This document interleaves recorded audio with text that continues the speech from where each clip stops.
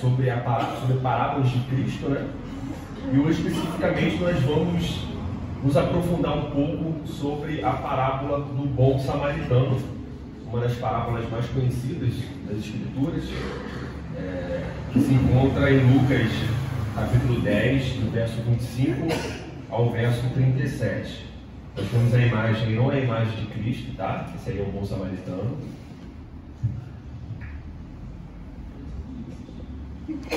Qual é o ensino da parábola?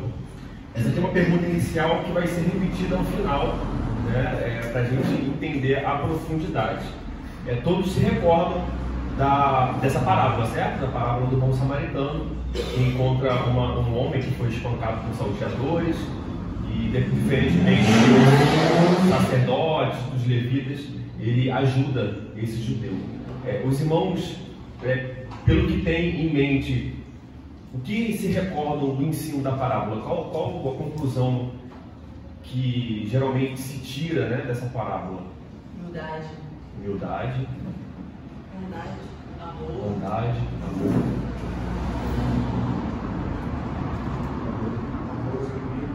Amor aos inimigos. Abnegação. Abnegação. Mais alguém? Coragem.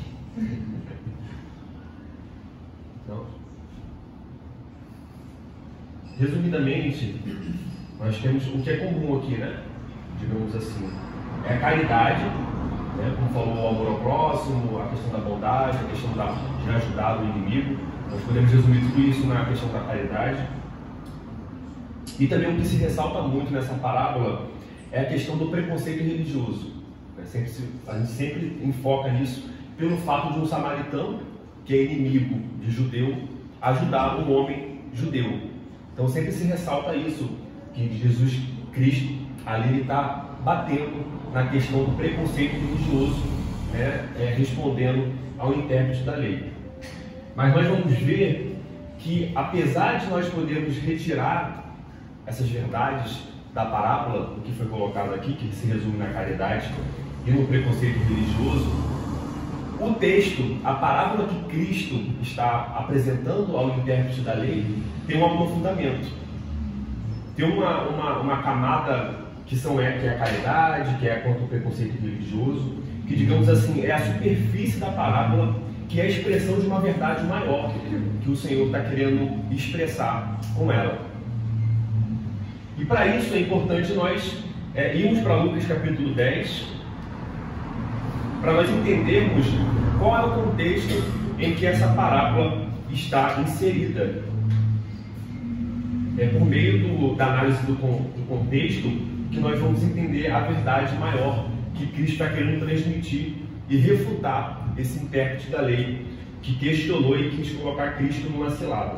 Nós veremos então que a parábola do bom samaritano ela tem um ensino muito além da caridade e do preconceito religioso. Aqui nós vamos adentrar então nesse contexto imediato dessa parábola. Nós vemos no início do capítulo 10, lá nos primeiros versos, que Jesus Cristo ele designa 70 discípulos para ir e anunciar o Evangelho. Nós vemos então no verso 9 que eles deveriam ir para as cidades anunciando as boas novas e dizendo aos homens que o reino de Deus estava próximo. Está próximo o reino de Deus. Nós vemos isso no verso 9, esses 70 discípulos anunciando as boas novas. A partir do verso 13, nós vemos então as cidades impenitentes, que Jesus fala: ai de ti, Corazim, ai de ti, Betsaida, porque se em Tiro e em Sidom se tivessem operado os milagres que em vós se fizeram, há muito que elas se teriam arrependido. Então Jesus Cristo está ressaltando aqui o rigor da punição para essas cidades que viram o Deus encarnado, viram as obras de Cristo e mesmo assim não reconheceram Cristo como o Senhor e como o Filho de Deus, como o próprio Deus encarnado. E o Senhor está demonstrando aqui o rigor da punição. Então nós temos a missão dos 70 indo anunciar o Evangelho nas cidades. Nós temos aqui no verso 3, isso tudo é o contexto da parábola. Nós temos no verso 13 Jesus anunciando o rigor da punição para essas cidades impenitentes. E nós temos, a partir do verso 17, o regresso dos 70, depois que eles anunciaram o Evangelho de Cristo, anunciando que o reino de Deus estava próximo a essas cidades. Nós vemos então no verso 17 que eles regressaram, os 70, possuídos de alegria, dizendo: Senhor, os próprios demônios se nos submetem pelo teu nome. Mas Cristo lhes disse: Eu vi a Satanás caindo do céu como um relâmpago, e eis aí vos dei autoridade para pisar de serpentes e escorpiões, e sobre todo o poder do inimigo, e nada absolutamente vos causará dano. Não obstante, alegrai-vos não porque os espíritos se vos submetem, em si porque o vosso nome está arrolado nos céus. Nós vimos nos primeiros versos, o reino de Deus está próximo. Agora nós vemos o retorno dos 70 e eles ressaltando a questão das obras. Eles estavam alegres porque os demônios se submetiam pelo nome de Cristo. Mas o Senhor fala que isso não deve ser a causa primária da alegria deles, mas sim porque o nome deles estava arrolado nos céus. Ou seja, eles deviam se alegrar pela salvação. E todos aqueles que estão sentados ali, ouvindo o Senhor falar, inclusive os 70 discípulos, que não se resume a eles, havia outras pessoas além dos 70 ouvindo a Cristo. O Senhor entra então, a partir do verso 21, falando sobre os humildes. Ele inicia aqui no final do verso 20 que a alegria maior deveria ser pela salvação e não pelos poderes que estavam sendo operados por meio dos discípulos por causa do nome de Cristo. Mas a alegria deles devia ser maior pela salvação. Estavam anunciando salvação, o Senhor fala que o nome deles estava rolado nos céus, e agora a partir do verso 21, do 21 até o 23, o Senhor Jesus Cristo vai falar que essa salvação, que esse reino é para os humildes, que esse reino não é para os sábios desse mundo, que esse reino não é para os instruídos. Nós vemos aí, mas sim para os pequeninos. Aprove a Deus, o nosso Deus triuno, revelar o Evangelho, o mistério que estava em Cristo aos humildes. Ele cegou os sábios da época. Ele tirou o entendimento deles. Nós vimos isso na pregação de Colossenses, capítulo 2. Nós vimos a questão dos gregos que queriam sabedoria. Nós vimos os judeus que queriam poder. Mas a cruz de Cristo é escândalo e é loucura para esses homens que pedem sinal e para outros que pedem sabedoria. E é nesse contexto, então, que Jesus vai ser interpelado por um intérprete da lei. O intérprete da lei era um dos homens, aqui a lei mosaica, certo? Era um homem que fazia parte da elite do judaísmo. Então nós vimos que tinha os fariseus, tinham os saduceus, tinham os escribas e tinha também os intérpretes da lei. Aqueles que estavam na elite judaica e participavam da instrução do povo. Eles ensinavam o povo, eles ajudavam o povo na interpretação. E nós vemos que depois de ouvir tudo isso, esse intérprete estava sentado ali onde Cristo estava falando. Então nós vimos a missão dos 70, o retorno dos 70, se alegrando, Jesus Cristo ressaltando que a alegria maior deveria ser na questão da salvação, que essa salvação é para os humildes. E então esse intérprete da lei, no verso 25, que está ali sentado, ele se levanta com o intuito, nós podemos ver no verso 25 aí, ele se levantou com o intuito de pôr Jesus à prova. Depois de Jesus Cristo tocar numa questão que envolvia o reino dos céus, ou seja, a salvação, esse homem levanta. E aqui o texto relata para nós qual é a intenção dele. Ele não tinha uma dúvida genuína. Ele não levantou realmente buscando sanar essa dúvida. Mas o intuito dele, como intérprete da lei, era encurralar Cristo. Ele buscou deixar Cristo envergonhado diante da multidão com a sua pergunta. E qual foi a pergunta dele? A pergunta dele é legítima, mas o intuito não. A pergunta dele: mestre, o que farei para herdar a vida eterna. Cristo anunciou, tocou nesse assunto da vida eterna. E Cristo, então, responde com uma outra pergunta, já que ele era o intérprete da lei: o que está escrito na lei? Como interpretas? E nós podemos ler a partir do verso 27, a isto ele respondeu: amarás o Senhor teu Deus de todo o teu coração, de toda a tua alma, de todas as tuas forças e de todo o teu entendimento. E amarás o teu próximo como a ti mesmo. Amarás o teu próximo como a ti mesmo. Em outra circunstância, Cristo deu essa resposta. Nós vimos nos evangelhos que Cristo dá essa resposta.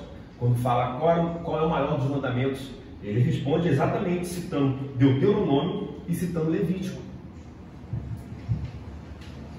Amarás o Senhor teu Deus de todo o teu coração, de toda a tua alma, de todas as tuas forças e de todo o teu entendimento. Deuteronômio 6, verso 8. E amarás o teu próximo como a ti mesmo. Levítico 19, verso 18.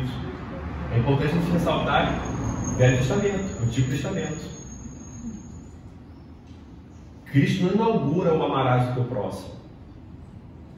Cristo reafirma e interpreta corretamente algumas verdades em torno desse resumo da segunda parte da lei, que é o amarás o teu próximo. E aqui quando nós nos defrontamos com essa verdade, nós temos que voltar e raciocinar no decálogo, os 10 mandamentos. A segunda parte da lei, a primeira parte da lei é o dever do homem para com Deus. Não terás outros deuses diante de ti, não farás imagem de escultura, não tomar o nome do seu Deus em vão, guardar o sábado. Os 4 primeiros mandamentos do decálogo, ele pode ser resumido nesse mandamento basilar, que é amarás o Senhor teu Deus de todo o teu coração, de toda a tua alma, de todas as tuas forças e de todo o teu entendimento. Esse é o primeiro mandamento que resume os 4. Esses 4 mandamentos são expressão desse núcleo. Nós temos a segunda parte, que é do 5º ao 9º. Honrar pai e mãe, não matarás, não adulterarás, não furtarás, não cobiçarás, não darás falso testemunho e não cobiçarás o 10º mandamento. O resumo do amar ao teu próximo. Então, quando Cristo responde, e aqui o mestre da lei responde, eles estão resumindo o decálogo. Eles estão resumindo os 10 mandamentos. Então, o Senhor responde a ele, depois que ele dá essa resposta, o Senhor confirma que era uma interpretação correta, exatamente. Mas nós vamos ver a profundidade que há nessas verdades. Porque o Senhor responde ele, mas com uma parábola. Nós vimos então que ele cita: amarás o teu próximo como a ti mesmo. No verso 28, então Jesus lhe disse: respondeste corretamente, fazer isto e viverás. E no verso 29, Lucas capítulo 10, verso 29, ele, porém, querendo justificar-se,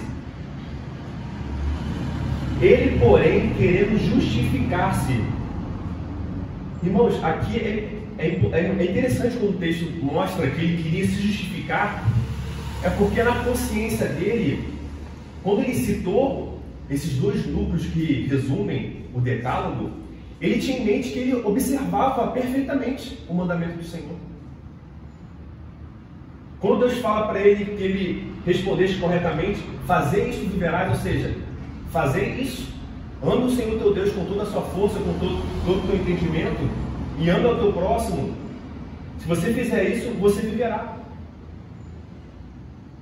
Nós já vimos isso nos evangelhos, como a elite judaica ensinava que era possível a salvação por meio das obras.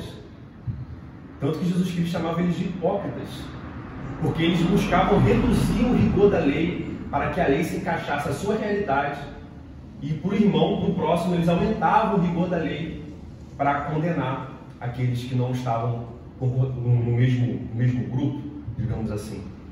Então, esse intérprete da lei, quando Jesus responde a ele que ele deveria, então, fazer isto que o mandamento, os 2 mandamentos, o resumo, estava afirmando, para que ele pudesse viver, ou seja, viver eternamente, aqui é vida eterna, o contexto da pergunta é: o que eu preciso fazer para herdar a vida eterna? Depois que ele apresenta a resposta a Cristo, Jesus fala: respondeste corretamente, respondeste bem, faze isso e viverás. E quando ele tenta se justificar, como o texto diz, nós podemos perceber que a consciência dele o acusou. A consciência dele o acusou. E então, ele pergunta a Jesus, querendo se justificar, ele perguntou então: quem é o meu próximo?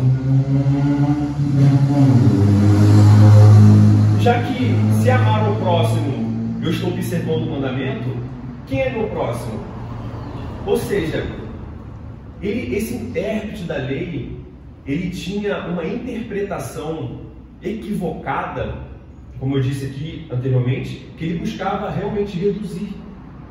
Para ele, o próximo era aquele que ele amava, aquele do convívio. Ele excluía qualquer pessoa distante, inclusive o seu inimigo. Jesus Cristo só poderia falar umas verdades como real intérprete, supremo intérprete da lei para esse homem e repelir ele daquele grupo. Mas nós vemos o amor de Cristo, porque o Senhor Jesus não responde dessa maneira, mas de modo manso. Ele responde por meio de uma parábola. Então nós vamos ver aqui que, apesar de existir a questão da caridade, de uma crítica de Cristo ao preconceito religioso em vigor entre judeus e samaritanos, isso é uma expressão de algo mais fundo e maior que envolve o coração, que envolve mérito. O contexto maior aqui é de um homem que fazia parte da elite judaica, que acreditava que poderia observar perfeitamente a lei de Deus. Ele achava que era simples amar o Senhor teu Deus de toda a força, de todo o entendimento. Ele achava simples amar o próximo. Ele se achava um cumpridor da lei. Ele achava que seus méritos traziam justiça para si, a justiça própria. E o Senhor então conta essa parábola a partir do verso 30. Jesus vai responder esse homem sobre quem é o seu próximo com essa parábola. Eu vou pedir a algum irmão, se puder ler, por favor, do verso 30 até o final, até o verso 37, que é sobre a parábola do bom samaritano. Quem estiver aberto pode ler, por favor. Respondendo, Jesus disse: descia um homem de Jerusalém para Jericó, e caiu nas mãos dos salteadores, os quais os despojaram, espancando-se, retiraram, deixando-o bem morto. E ocasionalmente descia pelo mesmo caminho certo sacerdote, e vendo-o passou de lá. E ficou ao voto, chegando àquele lugar, e vendo-o passou de lá. Mas um samaritano que ia de viagem chegou ao pé dele, e vendo-o moveu-se com íntima compaixão. E aproximando-se, atou-lhe as feridas, deitando-lhe azeites, onde foi ensinado, e levou para uma espada. E cuidou dele. Partindo do dia, tirou 2 judeus ao hospedeiro, e disse: cuida dele. Tudo o que mais gastares, eu te pagarei quando voltar. Qual pois desses 3 parece que foi próximo da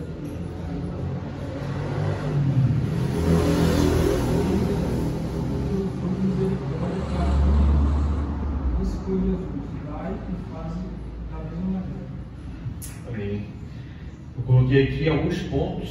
Irmãos, sempre que quiserem interromper, tá? Fazer uma pergunta, alguma colocação, podem ficar à vontade, que é EBD, senão fica uma palestra, né? Alguns pontos dessa parábola que nós vamos nos aprofundar aqui, mais um pouco. Nessa parábola nós vamos ver que Cristo fala a respeito de um certo homem, que é o início da parábola, que é a vítima dos salteadores. Nós vemos então que é descrito um caminho que era um caminho perigoso, que era esse caminho que descia de Jerusalém para Jericó. Esse é o contexto geográfico. O Senhor está nos colocando dentro de Israel, né? E da cidade de Jerusalém para Jericó. Nós vemos então que existia salteadores nesse caminho. Uma esperança surge para esse homem, que a primeira esperança que é descrita é o sacerdote. A segunda esperança é o levita. E a esperança improvável, digamos assim, quem era menos esperado que fizesse alguma coisa em prol desse homem, era esse samaritano. Lembrando que no contexto que nós estamos vendo, o Senhor está falando para judeus, certo? O público-alvo de Cristo que está ouvindo a parábola, além dos 70 discípulos, é o povo judeu, são os judeus que estão ouvindo. Quando nós vemos aí um caminho perigoso, é interessante aqui no livro, o MacArthur, ele ressalta isso, né? Ele descreve um pouco sobre essa estrada. Ele fala que essa estrada que leva de Jerusalém para Jericó, ela possui um percurso de aproximadamente 24 quilômetros. 24 quilômetros andando, saindo de Jerusalém até Jericó. Era uma estrada sinuosa, não era uma estrada tranquila, era uma estrada que era atravessada por montanhas sem vegetação. E em alguns lugares havia precipício de 100 metros que acompanhava essa estrada. Grande parte do trajeto passava por cavernas e rochas enormes que ofereciam esconderijos aos assaltantes. MacArthur vai falar que, inclusive, esse percurso ele ainda é perigoso. Esse percurso de Jerusalém, quem viaja até Israel e tem a oportunidade de fazer esse percurso, ele ainda é perigoso. É um percurso não tranquilo para se fazer. Imagina, né, há 2000 anos atrás. Então nós temos aqui que esse percurso feito por esse homem era um percurso que, digamos assim, não era tranquilo, né? Ele, provavelmente, pelo que o Senhor nos relata aqui na parábola, ele estava só e arriscou por uma necessidade realmente viajar por esse percurso. E depois que esse homem é alcançado por salteadores, aqui como nós vimos, os salteadores eles tinham certos privilégios desse caminho, porque eles podiam se esconder em cavernas e nessas rochas grandes para atacar no momento certo as suas vítimas. Nós vemos então que depois que esse homem foi espancado, roubaram-lhe tudo, nós vimos aqui na parábola, e causaram muitos ferimentos, de tal modo que no verso 30 vai falar que ele foi deixado no chão semi-morto. Semi-morto é como se fosse um morto à primeira vista, mas ele não está morto. É a mesma expressão usada para o apóstolo Paulo depois que ele foi apedrejado, que ele foi dado como morto depois de ser apedrejado, mas ele não estava morto. Então a violência com que esses salteadores utilizaram, eles não somente roubaram os bens desse homem, mas eles espancaram, buscando matar esse homem, e deixaram esse moribundo semi-morto no chão. Nós vamos ver em sequência essas duas pessoas que passam primeiro, que à vista desse homem seriam os principais personagens da parábola para salvar. Nós já conhecemos a parábola, mas Cristo, é interessante nós fazermos esse exercício mental de nos colocarmos como esse público-alvo que está ouvindo a parábola pela primeira vez. Esse público-alvo, os judeus e os 70 discípulos que estão ouvindo, eles estão ouvindo Cristo contar essa parábola pela primeira vez.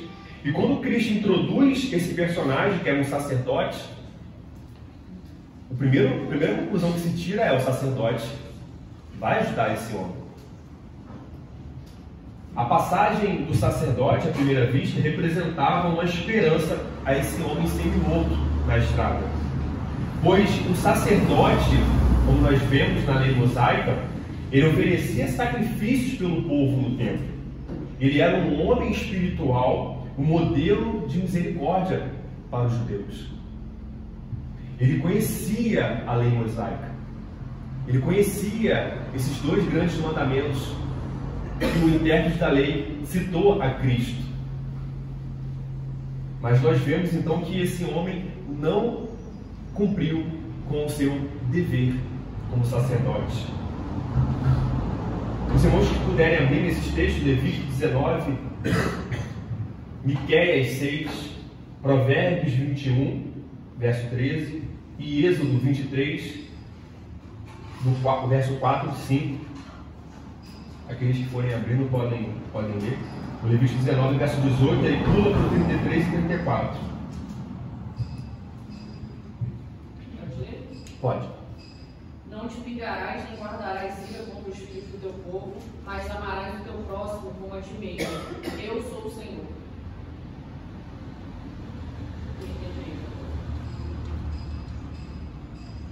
Se o estrangeiro peregrinar na vossa terra, não o oprimireis. Como natural será entre vós o estrangeiro que peregrina convosco. Amá-lo-eis como a vós mesmos, pois estrangeiros foste na terra do Egito. Eu sou o Senhor, vosso Deus. O sacerdote conhecia essa verdade. É interessante em Levítico, na lei mosaica, né, no Deuteronômio, em Levítico, em Êxodo, porque o Senhor lhe dá o decálogo e ele traz na lei civil e na lei cerimonial as implicações desses mandamentos. Amar o teu próximo ficou vago. O Senhor, então, ele especifica, falando que esse amor ao próximo não é somente entre os judeus. Isso implica, inclusive, amar o estrangeiro, como se natural fosse, como se judeu fosse. O Senhor está se aprofundando. Jesus, ele reafirma, porque ele estava refutando o ensino pervertido da elite judaica. Você, quando Jesus fala, ouviram isto dos antigos, ou seja, aquilo que vinha de geração em geração, de maneira ilegítima, um ensino equivocado, não na real interpretação da lei, o Senhor, como supremo intérprete, lhe dá a interpretação correta. Deixa eu só fazer uma pergunta. Sim. Você acha que essa interpretação incorreta da lei é porque as coisas eram passadas tradicionalmente, oralmente, as pessoas tinham pouco acesso aos escritos, vamos botar assim? A lei estava lá, né? É interessante que quando Cristo, a gente vai nesses contextos que o Senhor está discutindo, ele sempre tem um rigor maior contra a elite. Tipo como se fossem os copistas, né? Da Exatamente. Pegava a lei, aí eu entendi desse jeito, aí eu vou para a igreja e vou explicar desse jeito. Mas as pessoas, tipo, hoje a gente não tem desculpa, porque se a gente fala que a lei era muito rigorosa no Antigo Testamento, claro que não, ali, Deus deu misericórdia para o estrangeiro, para o cativo, Sim, né? A lei está lá, com misericórdia, Sim. não é um rigor completo, né? Como as pessoas hoje ignorantemente aplicam. Mas você acha que nessa época as pessoas, digamos, era tolerável ser ignorante porque elas não liam, elas ouviam mais? Sim. É aquilo, né? A questão de a ignorância não redime ninguém, né? Então, em termos de salvação, a ignorância não redime ninguém. Claro. Agora, entrando na questão natural, na questão da nossa realidade cultural, nós vemos, podemos dividir em duas categorias. A primeira categoria, que é a categoria onde está a elite judaica, aqueles que eram responsáveis pelo ensino, que tinham acesso. Tipo esse cara da parada. Exatamente. Ele é o intérprete da lei. Ele quer que Jesus concorde com ele, é isso que ele quer. Exatamente. E a segunda categoria é a massa, é o povo, que depende que alguém instrua eles no caminho correto. Então, nós podemos ver essas duas categorias. Quando o Senhor se relaciona a esse grupo da primeira categoria, ele é pesado. São os saduceus, são os fariseus, são os escribas, são os intérpretes da lei. Mas quando ele se refere à segunda categoria, nós vemos um Cristo com compaixão. Então, digamos assim, o Senhor Jesus Cristo fala que o povo padecia por falta de conhecimento, por falta do ensino correto. É por isso que o Senhor é pesado, porque esses homens foram chamados por Deus, eles exerciam um poder, tanto o poder nessa época é teocracia, né? O poder do Estado, o poder religioso, é uma coisa só. Né? A separação entre Estado e Igreja é algo que vem pós-reforma protestante. Né? Nós temos princípios bíblicos aqui, mas ali até o advento de Cristo é uma teocracia. Não há essa divisão, está tudo muito misturado. É claro que a teocracia não era absoluta porque eles estavam sob o domínio do Império Romano, então eles se sujeitavam às leis romanas, né? Existia a justiça romana e tudo mais. Mas sim, nós podemos, a segunda categoria, ela era ignorante, porque ela não tinha o acesso à lei, certo? Mas a primeira categoria não. Essa primeira categoria, que o Senhor bate mais firme, é a categoria que pervertia para o seu próprio interesse. Jesus Cristo sempre fala isso, sempre ressalta a hipocrisia deles. Eles pervertem, né? Tanto que eles são chamados de sepulcro caiado, serpentes. O Senhor utiliza adjetivos pesados para qualificar esses homens. O Senhor não mostra um homem ignorante. Eles sabiam o que a lei dizia, mas eles pervertiam com o seu próprio interesse para continuar exercendo domínio sobre esse povo. Tanto que, em um dos contextos, o Senhor Jesus Cristo fala que vocês são hipócritas, porque vocês falam que uma pessoa não deve ajudar pai e mãe, ou seja, eles devem quebrar o 5º mandamento, mas trazer o dinheiro que seria dos pais para a oferta do templo. O que eles estavam querendo? Dinheiro. Eles não estavam querendo o cumprimento da lei. Deixe seu pai e sua mãe passando fome, mas dê o dinheiro aqui no templo. Então nós vamos ver o tempo todo Jesus batendo muito nessa primeira categoria, que são os escribas, são os saduceus, são os fariseus, são os intérpretes da lei. E o Senhor está respondendo aqui um intérprete da lei, que tenta jogar Jesus contra a parede, tentando se justificar. Mas nós vamos ver na parábola que o Senhor coloca ele contra a parede e ele é exposto. Ele no lugar dele, exatamente. Ele achou um ignorante, achou que pudesse colocar o Deus encarnado, a palavra encarnada, contra a parede. Agora, quem abriu Miqueias, esses são textos que os sacerdotes sabiam. É a lei mosaica, são os profetas. Se não sabiam, deveriam saber. A ignorância é pior ainda, porque eles tinham um dever de saber disso. Eles foram chamados por conta disso. Quem abriu Miqueias 6, verso 8. Ele te declarou ao homem o que é bom e que é o que o Senhor pede de ti, que pratiques a justiça e ames a misericórdia, e andes humildemente com o teu Deus. Provérbios 21, 13. O que tapa o ouvido ao clamor do pobre, também clamará e não será ouvido.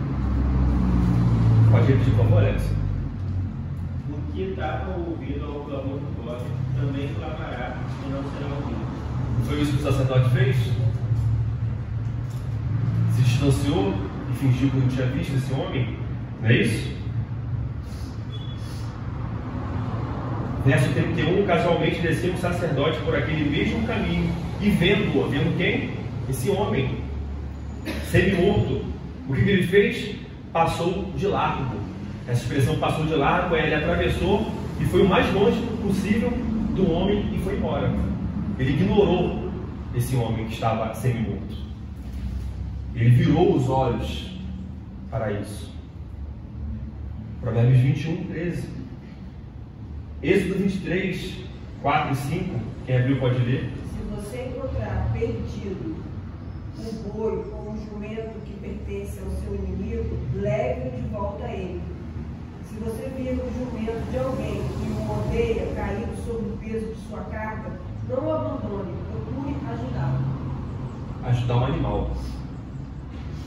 O Senhor está trazendo o dever de ajudar um animal. Quanto mais esse homem, que é a imagem e semelhança de Deus. Olha o rigor. Nós estamos no Antigo Testamento, irmãos. Esse sacerdote dominava. E nós temos então também um segundo personagem que está dentro da elite judaica. O Senhor está utilizando aqueles que estavam trabalhando no templo. O Senhor nem usou os escribas, ele está usando aqueles que estão com seus deveres direcionados a sacrifícios, a obras de misericórdia. Eles eram a expressão daquilo que os judeus tinham sobre espiritualidade. E quem eram os levitas? Os levitas eram da tribo de Levi. Eles exerciam funções secundárias no templo, auxiliavam os sacerdotes. Eles eram membros da polícia do templo. Nós vimos isso, a polícia do templo, em Atos. Eles trabalhavam nos bastidores e mantinham e cuidavam do templo para que as coisas ocorressem de maneira ordenada. A polícia no templo, nós vimos que no templo ali de Salomão existia a parte que chamava do pátio dos gentios. Então a polícia do templo estava ali fiscalizando para que tudo estivesse em ordem, para que os gentios não adentrassem e profanassem o templo, para prender aqueles que estavam gerando alguma desordem dentro do templo. Então o Senhor cita sacerdotes e levitas, para mostrar a atitude deles. Porque o levita, ele não fez diferente do sacerdote No verso 32 vai falar que semelhantemente, de igual modo, um levita descia por aquele lugar e vendo também passou de lá. Também passou de lá. E aqui o Senhor inaugura o terceiro personagem. O terceiro personagem, certo samaritano. Aí no slide está: a vítima dos salteadores era um judeu. Aqui nós podemos afirmar que a vítima dos salteadores, o Senhor fala certo homem, era um judeu. E os ouvintes de Jesus não tinham dúvidas disso, pois a história se passa em Israel. Qual é o ponto geográfico, irmãos? Descendo de Jerusalém para Jericó, dentro de Israel. Esse era um percurso, como nós vimos, é uma estrada deserta que sai de Jerusalém, e raramente um gentil passava por aqui, muito menos um samaritano. Quando Jesus fala um certo homem, isso aqui é interessante, porque é judeu. Se ele não fosse judeu, o Senhor teria que destacar um gentil, um samaritano. Por exemplo, se eu começo a contar uma história e falo um certo homem que pesca no Itajuru, se eu inauguro uma história falando um certo homem que pescava no Itajuru, na mente dos irmãos vai vir o cabo-friense. Se não for o cabo-friense, eu vou ter que falar um certo homem do Rio de Janeiro que pesca aqui no Itajuru. Quando eu estou trazendo esse tipo de coisa, eu não preciso dar detalhes. Lembrando, os ouvintes eram judeus. O ponto geográfico é em Israel. Se fosse um gentil ou um samaritano, o Senhor Jesus teria que dar essa qualificação. E justamente por ele ser um judeu, é o que o Senhor inaugura esse terceiro personagem, que é um samaritano, que era um inimigo dos judeus. Se esse homem não fosse um judeu, essa palavra não teria tanta força. Jesus está trabalhando a questão de amar o inimigo. Amar o inimigo. E judeus e samaritanos se odiavam. Havia uma grande hostilidade entre os judeus e entre os samaritanos. Os samaritanos eram descendentes dos israelitas que se casaram com pagãos no período do exílio assírio. Isso está lá em 2 Reis. Nós vimos um pouco isso quando expomos o livro de Atos, né? Foi Atos. Isso aí, o livro de Atos, nós explicamos um pouco quando nós vimos lá sobre os samaritanos que estavam recebendo o Espírito Santo e ali inaugurando que eles também estavam sendo introduzidos a essa árvore por meio de Cristo. E nós vemos então que nesse contexto é interessante, porque nesse exílio, o exílio, irmãos, foi quando o Senhor, vamos relembrar aqui, recapitular, tirou o seu povo e eles foram levados cativos pelos pagãos, aqui pelos assírios. Então eles foram exilados de sua terra. E o que os assírios fizeram? Eles tiraram o povo de Deus, espalharam o povo de Deus por várias cidades pagãs, pegaram pagãos de várias cidades e colocaram na terra dos israelitas, inclusive em Samaria. Então, os samaritanos aqui na época de Cristo, eles eram vistos como traidores, eles eram vistos como mestiços, eles eram vistos como aqueles que perverteram a lei de Deus. Havia sincretismo religioso. Os samaritanos, eles mesclaram um pouco do paganismo com a lei de Deus, com a verdadeira religião. Fizeram um sincretismo religioso. Então, por conta disso, ou seja, israelitas que eram casados com pagãos, não era aquela raça pura, digamos assim, eles tinham então, por conta disso, um certo desprezo, muito desprezo com os samaritanos. E essa hostilidade não era somente dos israelitas para os samaritanos, mas também dos samaritanos para com os israelitas. Era mútuo. Eles se odiavam, certo? Eles se odiavam por conta disso. Inclusive, quando Jesus encontra aquela mulher samaritana no poço, ela se assusta pelo fato de Cristo, mestre, homem judeu, se dirigir a ela, uma mulher e uma samaritana. E nesse contexto, nós vemos um pouco sobre a mentalidade entre os judeus e os samaritanos, porque ela cita um lugar onde se deve adorar. Jesus fala, esse lugar não é o lugar correto. Os judeus estão certos na questão da adoração naquele templo, não no templo onde vocês adoram. Mas chegará um tempo, né, que aí o Senhor vai trazer aquela verdade, que não é mais o espaço geográfico, mas o Senhor habitando dentro de nós, fazendo morada. Então essa era a realidade. Quando o Senhor Jesus Cristo traz o samaritano, esse personagem samaritano, ele está trazendo uma mensagem muito forte. É um inimigo feroz. E diferentemente do sacerdote, do levita, desses líderes espirituais, o samaritano, ele amou esse judeu que estava semi-morto. Ele se compadeceu desse homem, desse judeu. E nós vamos ver agora que o Senhor Jesus Cristo, ele eleva o padrão. Porque tudo isso que o samaritano vai fazer, aqui que nós vamos ver que o Senhor descreve, para ajudar esse próximo, ele está fazendo para com o inimigo étnico. Certo? O samaritano era inimigo desse homem, desse samaritano. E o que esse samaritano faz? Vamos ler no verso 33. E o samaritano que seguia o seu caminho, passou-lhe perto e vendo-o, compadeceu-se dele. O samaritano está percorrendo o mesmo caminho que esse homem, esse caminho perigoso, cheio de salteadores, e que não faltavam desculpas para ele passar direto com medo de ser assaltado. Ele assume o risco ao parar e ajudar esse judeu. E chegando-se, pensou-lhe os ferimentos, aplicando-lhes óleo e vinho. Esses homens, quando se fazia viagens em longos percursos, se levava óleo e vinho. O vinho era uma espécie de esterilizante, né? Ele, pela questão do álcool, ele impedia a infecção. E também o vinho era utilizado para bebida, já que durante o percurso da viagem, os lugares que se paravam não tinham água potável. Então esses homens usavam o vinho tanto para se hidratar, a questão da bebida, como também para usar em ferimentos. E vendo que esse homem utiliza o seu próprio recurso de viagem, e ele então aplica o óleo e aplica esse vinho nas feridas desse homem. E colocando sobre o seu próprio animal, levou-o para uma hospedaria e tratou dele. Aqui o homem já fez muita coisa.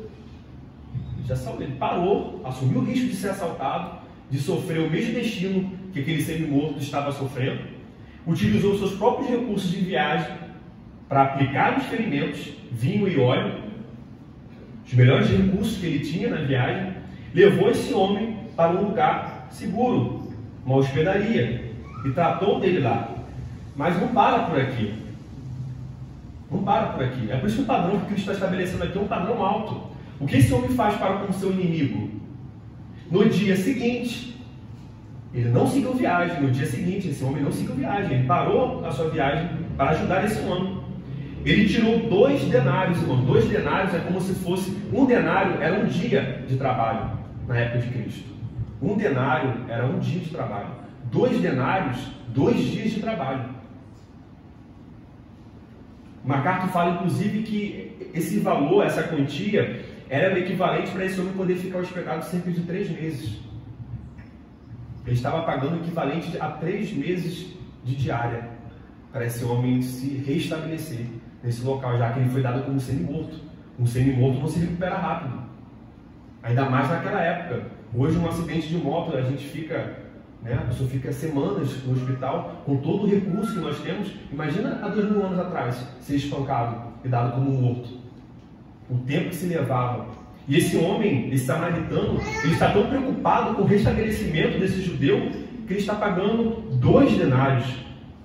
E entregou para o hospedeiro, dizendo: cuida deste homem, e se alguma coisa gastares a mais, se passar dos 2 denários, eu te indenizarei quando voltar.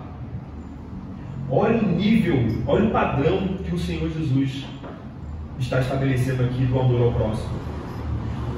Então o Senhor termina agora devolvendo uma pergunta a esse intérprete da lei: qual desses 3 te parece ter sido o próximo do homem que caiu na mão dos salteadores? Será que o próximo é o sacerdote?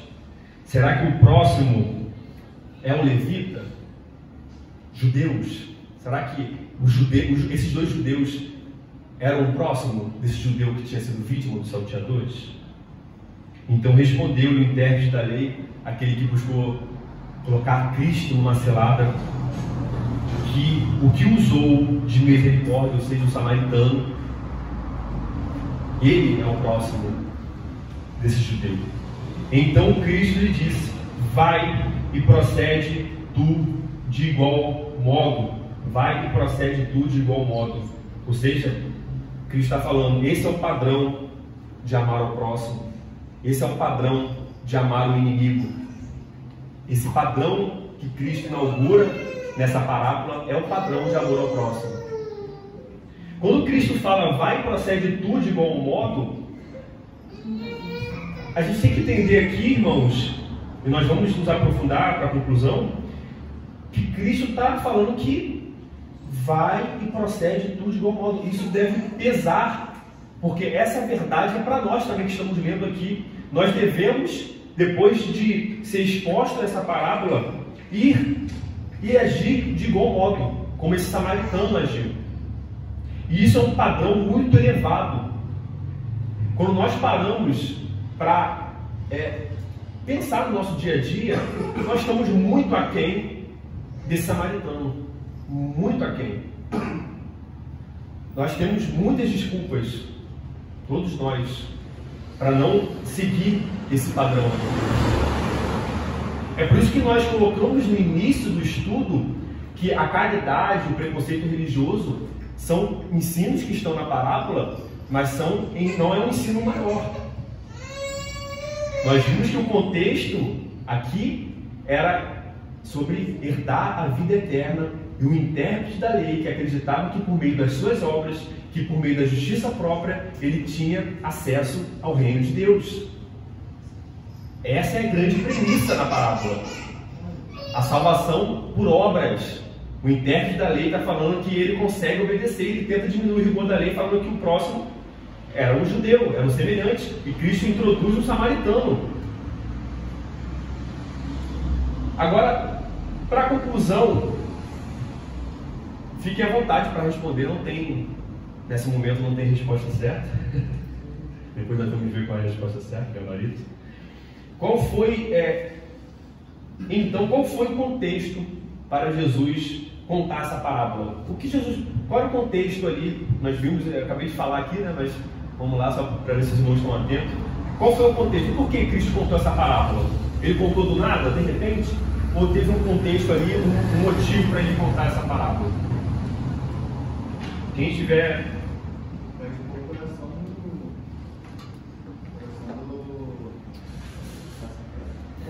intérprete, né? Como ele faz no outro, né?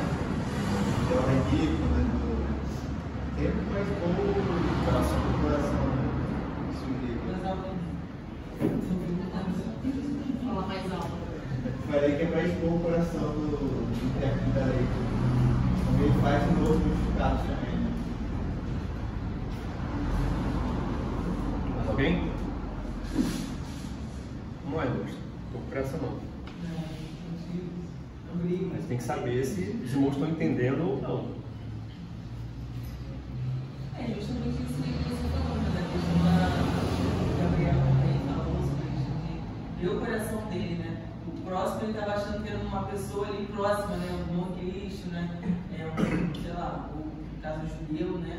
É mais próximo dele, alguém do mesmo sangue, né? Da mesma linhagem, assim. né? Realmente há uma dificuldade muito grande, né? Você amar o seu inimigo, né? Amar a pessoa que, sei lá, que não quer o seu bem e tal, né? Você fazer bem a ela é realmente uma situação bem desafiadora, né? Então, Jesus, ele levou o patamar, né? Porque o inimigo, você quer fazer bem, que te faz bem, né? Não quem te quis em você, ou quem, né? A hipocrisia dele também. Ele está falando que ele está cumprindo tudo ali, na verdade. Não, eu sou quando fala que quando erra em um, você já é considerado. Exato, exatamente. Nós vamos ter isso aí. Isso aí. Que uma elite tentava encurralar Jesus constantemente, tentando fazer com que ele fosse envergonhado diante daquilo que ele estava ensinando. Jesus mostrando, na verdade, a real interpretação da lei, os modos que deveriam ser intérpretes da lei, deveriam ensinar corretamente, estavam tendo seus entendimentos distorcidos pelo seu próprio pecado. Exatamente nesse momento que ele vai trazer mais uma vez o entendimento da lei, né, sobre o que significa cumprir o decálogo, como se falou lá no começo. Né? Praticando, vai demonstra de forma prática aquilo que os mandamentos apresentam. Né? Uma situação em que o samaritano, o intérprete, não conseguiria rebater de forma como posso dizer assim, né? Tendo na prática aquilo que ele aparentemente não entendia e não praticava. Se voltar assim, um pouquinho antes, vai ver que o título do outro pedaço, né? O capítulo é Jesus, o Salvador dos humildes. Exatamente. Então ele dá uma palavra de aprovação para as pessoas, para os discípulos dele, dos humildes, e aí o sacerdote fala assim, mas peraí, eu que guardo a lei, eu não vou ser aprovado, não é possível. Exatamente. Não, peraí. Peraí, não passei, né? Isso aí, os instruídos, né? Para os instruídos. Aí ele vai, mas Senhor, como assim? Quem vai se salvar, né? Exato. Então é sempre eu coloco nessa perspectiva de Jesus, né? Peraí, Senhor, o Senhor está provando esse povo aqui que, pô, essas pessoas não são ninguém, eles vão ser salvos e a gente que é elite aqui não vai se salvar? Exatamente. Como assim? Nós vimos no início, passamos por esses versos anteriores justamente para isso, para a gente entender o contexto bíblico, né? A ideia era qual é o contexto, exatamente. Cristo está falando que é para os humildes, para os pequeninos e não para os instruídos. O intérprete da lei era considerado como instruído para a sua época. Ele falou, como assim? Como é? O que farei então para herdar o reino de Deus? Já que você é intérprete, já que você é rico, então eu vou te dar uma liçãozinha aqui na moral para você começar a gastar seus recursos intelectuais e econômicos. Vamos lá. Vamos ver se você vai conseguir nesse padrão, né? Exatamente. Aí tanto é que acho que tem uma outra versão dessa parábola que acho que não é o bom samaritano, acho que é o moço rico, né? O jovem rico. Que ele, quando ele recebe uma palavra dessa, ele se desanima, caramba, vai dar pra mim, né? Eu tenho que ele se coloca como um homem que cumpria a lei. Aí Cristo rasga as vestes dele e porque mostra. a gente fica assim, pensando, caramba, essas pessoas estão se achando. Mas é a gente